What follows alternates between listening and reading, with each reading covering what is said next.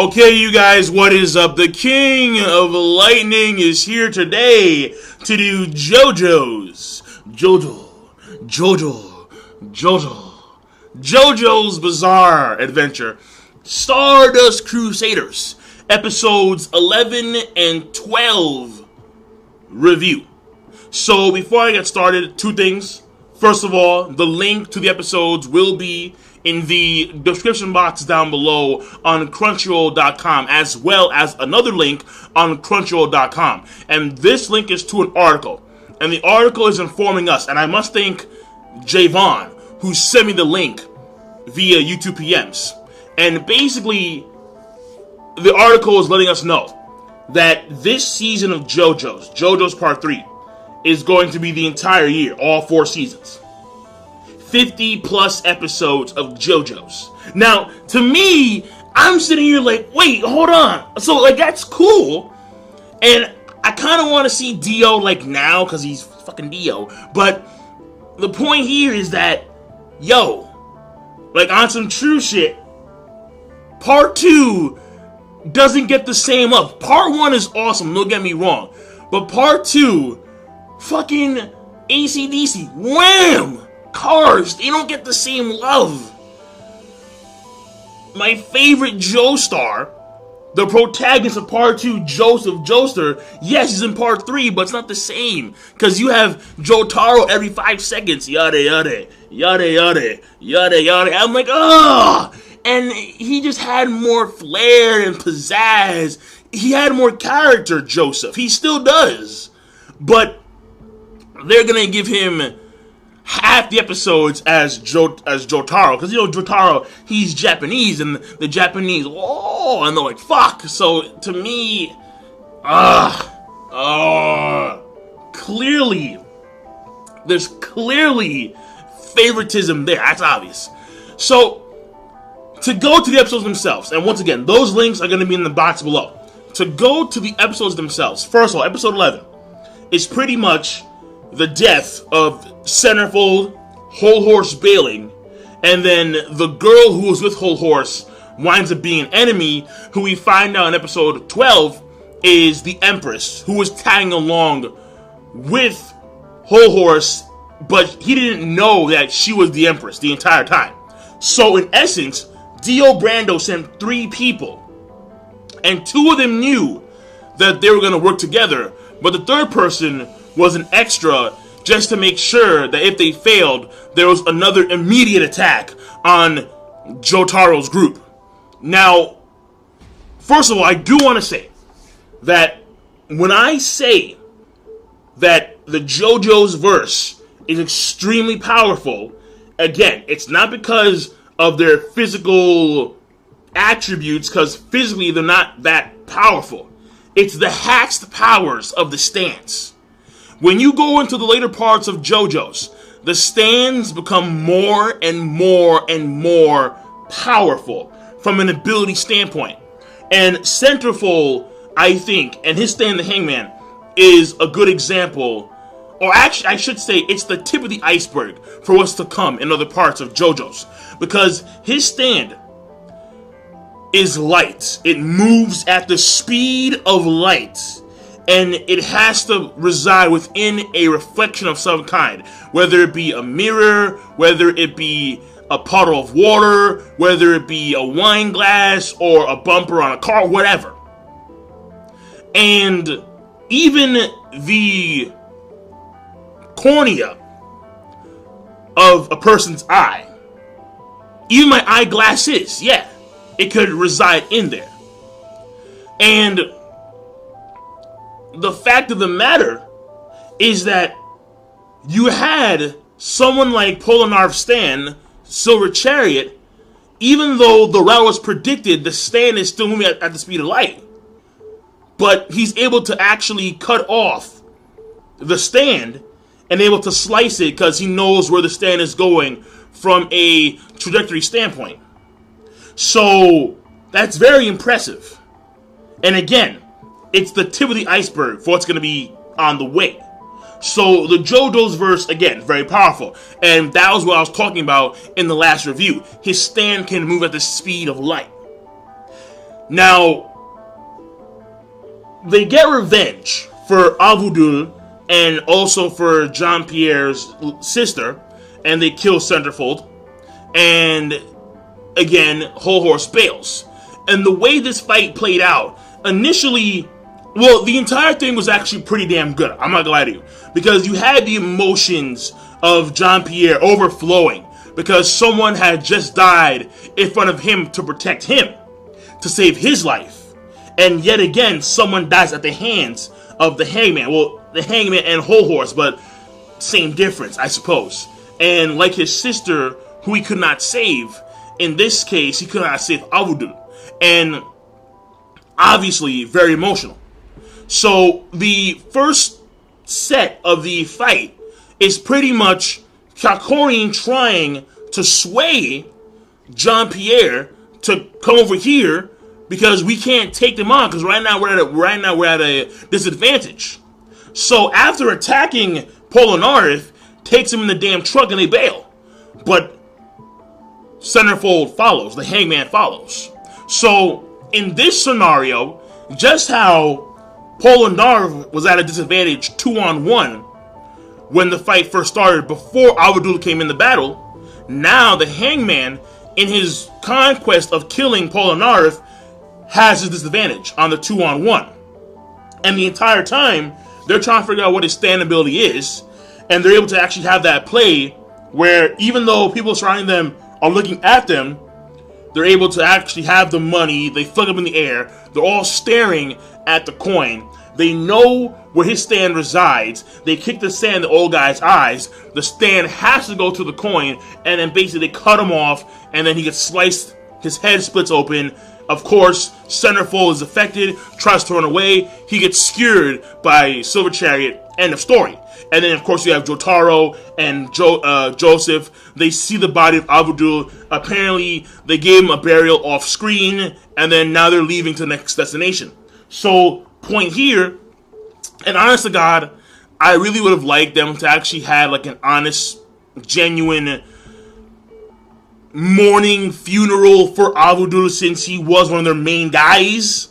I mean, shit, again, we have a little bit under a year of part 3 of JoJo's with no Avudul. Like,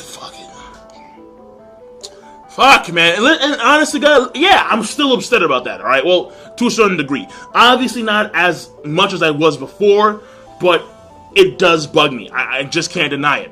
It bugs me, and you know why. I'm being honest here. That's just the way I am. And honestly, it really makes me mad.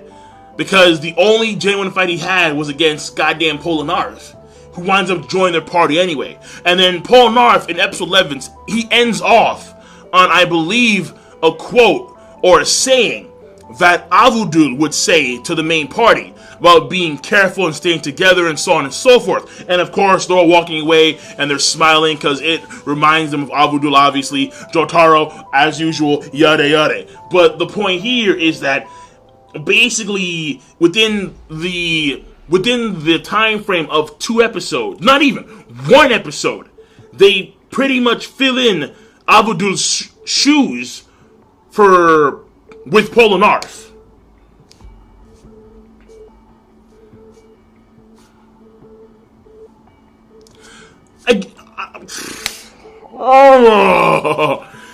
It's just not my shtick. It's not to my appealing. It's just not. Okay. No. Let me just stop there because I did a whole miniature rant about that in the review last time. Let me stop right now.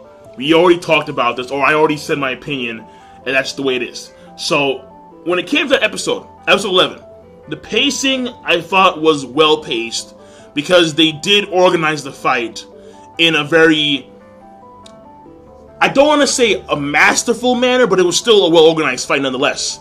How you have the initial emotions overflowing and the recklessness, then it was retreating to a location, trying to get more ground, trying to analyze the situation at hand, and you had that elbow that Kakorian gave Polnareff as his gratitude or as a way of, instead of a handshake, which I did like, because again, Avudul was their dude, and he dies on the process of he dies on the way to their journey in an Indian street, or in a city in the streets of India.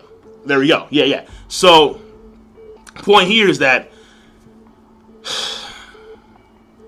Avudul didn't need to die, but he did because of Polnareff's own recklessness and his inability to analyze the situation at hand. Now, that was well paced. Again, that whole fight, even the part where you had Centerfold trick Kalkorian and Polnareff by cutting some random dude, making it seem as if like he was Centerfold, and then he threw a knife at Polnareff's back, and then he attracted the crowd over. So yeah, that was very well organized, using the environment and the people to his advantage.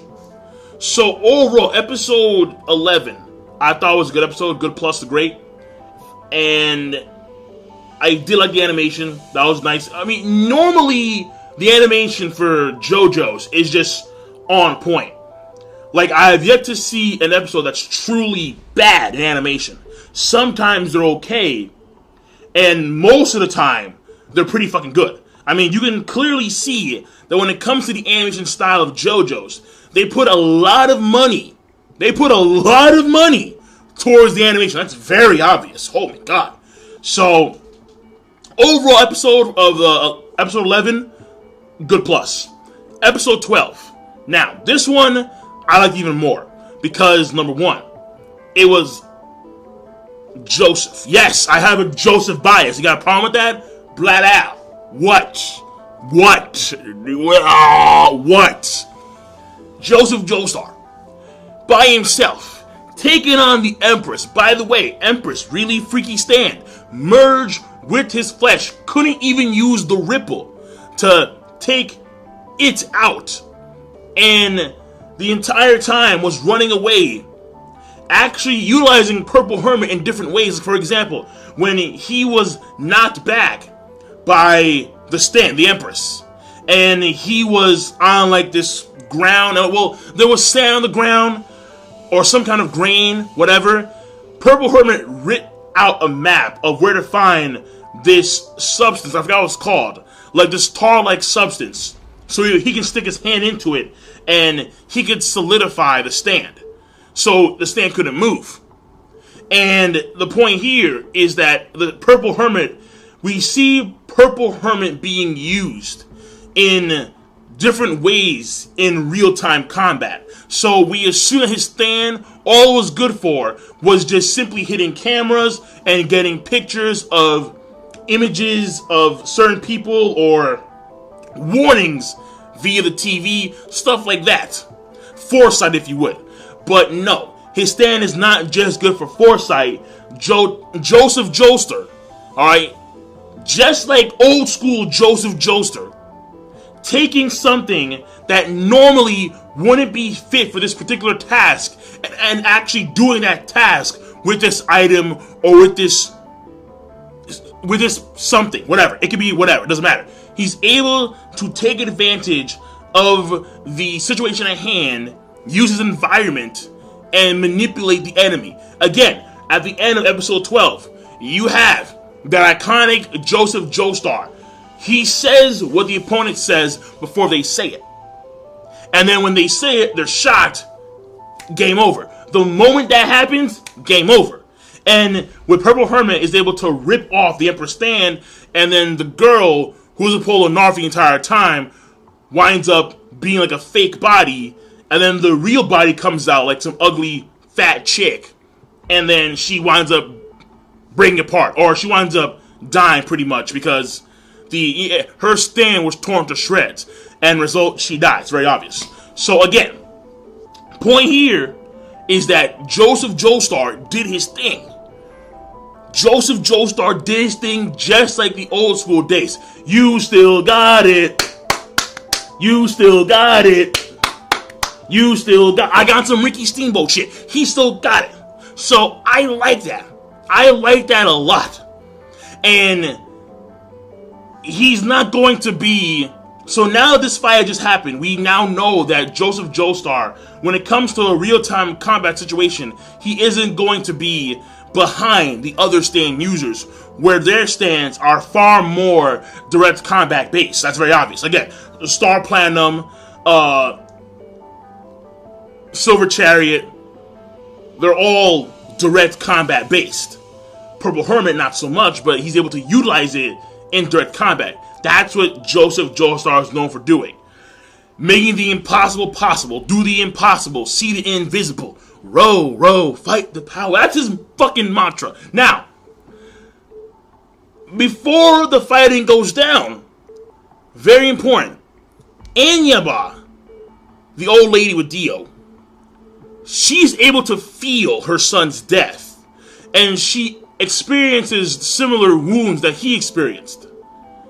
And that's very important because we find out that in the case of her family, Anyaba has a very similar family tie with her son as the Joestars have with each other, and the birthmark, the star birthmark on their necks. So that may mean, well, no, it doesn't mean that there are other members of her family around. Probably not. But the point here is that they have a stronger connection. And this probably will lead to something in Anyaba's character when it comes to her, if she ever has to go up against the main party. So, again, that's important for her character and insight into her, who she is, and what she's going to do later on for Dio. And that's pretty much it right there. So, overall, episode 11, good plus. Episode 12, I thought was actually pretty damn great. I thought it was a great episode, because the animation was, again, wonderful. And seeing Joseph Joestar do his thing, loved it to death. And then you had the story progression where now they're back on the road and they're almost out of India, but there's a car following them. And keep in mind that one girl, I forgot what her name was, but the girl who was with them when they were taking on Strength, that stand, the giant ship, she was on the train with them, but we don't know where she is right now. So she may still be following Jotaro and the other party, but we don't know. So how that rolls out, we'll see in the future. But overall, episodes, good plus for 11, great for 12, and I will see you guys later. King Lightning, rate the video, comment, and subscribe as always. Have a nice night.